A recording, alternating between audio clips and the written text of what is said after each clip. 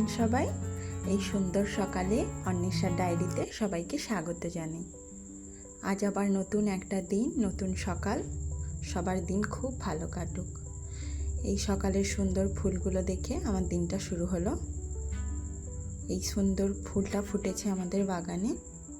তো এগুলো দেখতে দেখতে হঠাৎ দেখি আমার শাশুড়ি মা ওই আমাদের পুকুর পাড় থেকে অনেক শাক তুলে এনেছে। এগুলোকে বলে কলমি শাক।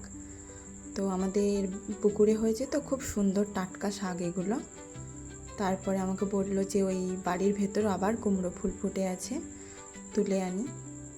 তো এখন বর্ষাকাল তো তাই বাড়িতে খুব ঘাস ভর্তি। এই বাড়ির ভেতর অনেক শাক আছে, কুমড়ো শাক, তারপর ওই কড়াই শাক, এইসব আছে। তারপর দেখা যাক কটা ফুল তুলে আনে।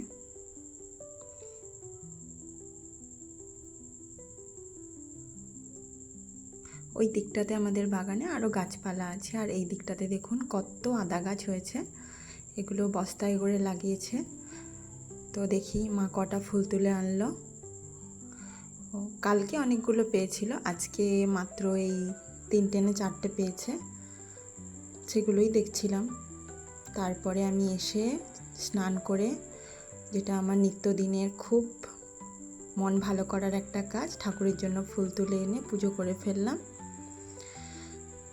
তারপর আবার দেখি আমাদের বাড়ির সামনে দিয়ে মাছ দোকান যাচ্ছে।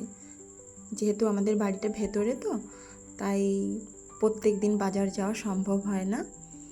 মাছ দোকান এই সামনে দিয়েই যায়, তো ওখান থেকেই আমরা টুকটাক মাছ কিনি। তো দেখি কি মাছ। আমি যেতেই আমার শাশুড়িমা বলছে আসার দরকার নেই।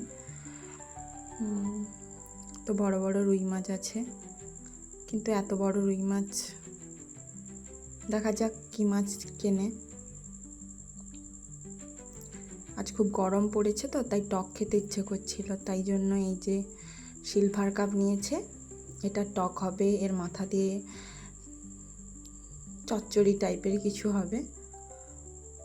তারপর এসে আমি রান্নাঘরে আমাদের জন্য হরলিক্স বানাচ্ছিলাম। আমার একটা আলাদা হরলিক্স, আমার শাশুড়ি মায়ের জন্য একটা আলাদা হরলিক্স। তো এবার এটাকে বানিয়ে সকালের একটু জলখাবার খেয়ে নেব হালকা।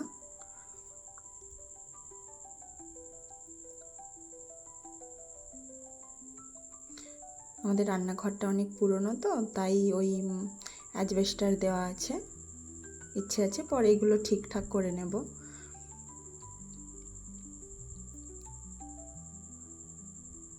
তো চলো খাওয়া দাওয়া করে ফেলি। এদিকে আমার বরমশাইয়ের জন্য লেবু জল, যেটা সকালে ওকে রোজ দিতে হয়। তারপর ওকে লেবু জল দিয়ে আমরা এবার আমাদের খাবার খাচ্ছিলাম। তো খাওয়া দাওয়া শেষ করে ওই যে শাকগুলো এনেছিল ওগুলো এবার বাছতে হবে, কারণ পুকুরে অনেক পোকামাকড় থাকে তো শাকে অনেক পোকা হয়ে যায়। তো ওইগুলো এবার আমি বাছতে বসে গেছি। আর আমার শাশুড়ি মা আমার জন্য স্কুল থেকে খিচুড়ি আনতে গেছে, যেটা এখন আমি পাই। তো দেখছিলাম পাতার মধ্যে কত পোকা হয়ে আছে, সেইগুলোই বাছছিলাম একা একা। মা কখন আসবে তার আশায় বসে না থেকে কাজ একটু এগিয়ে নেওয়া যাক। শাকগুলো খুব নরম, ফেলতে ইচ্ছে করে না, তাও পোকা পাতা কি আর খেয়ে ফেলবো, তাই জন্য ওইগুলো বাছছিলাম আমি একা একা।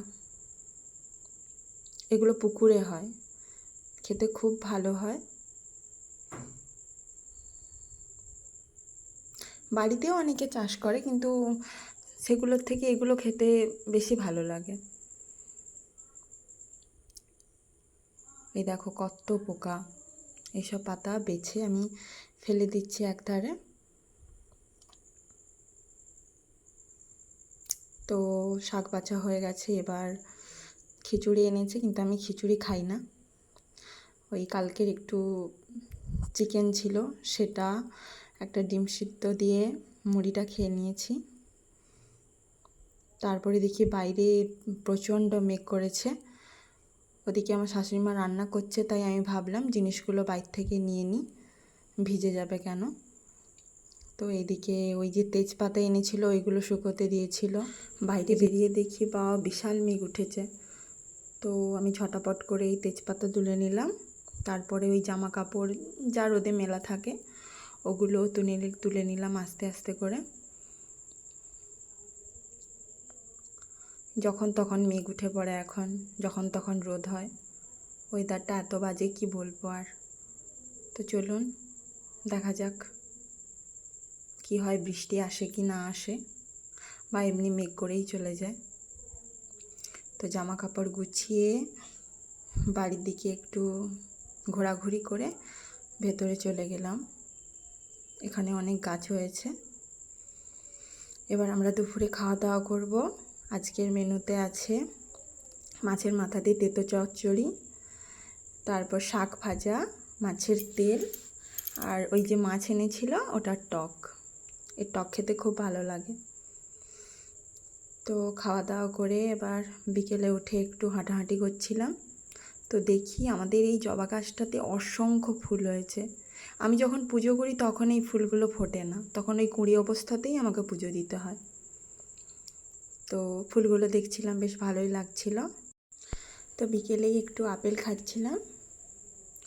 তো আজকে আমি এখানেই শেষ করলাম। টাটা, সবাই ভালো থাক।